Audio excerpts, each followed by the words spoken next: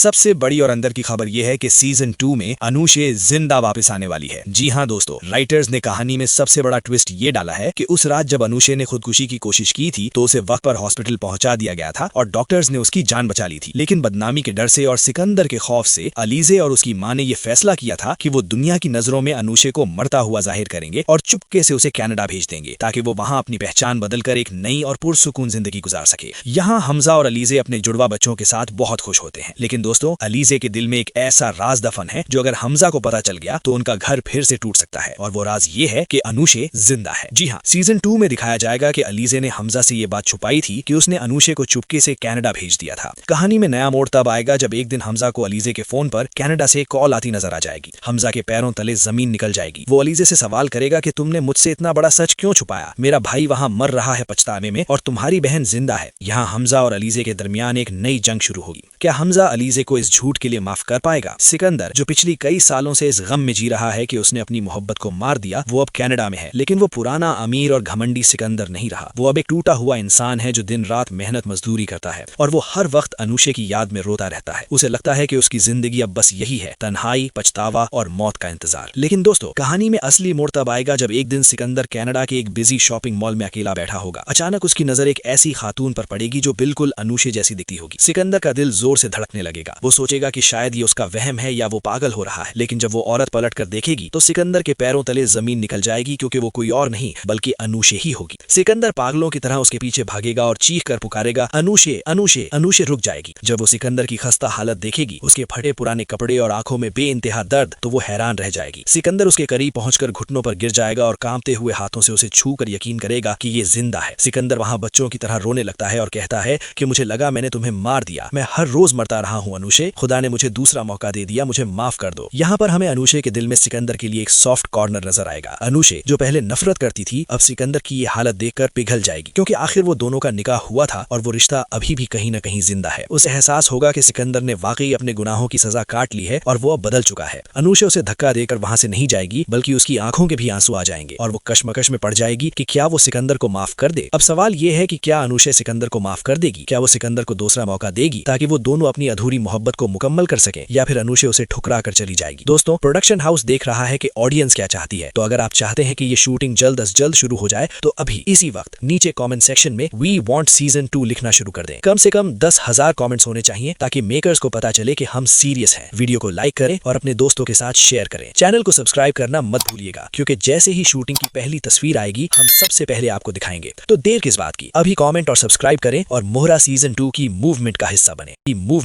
बने।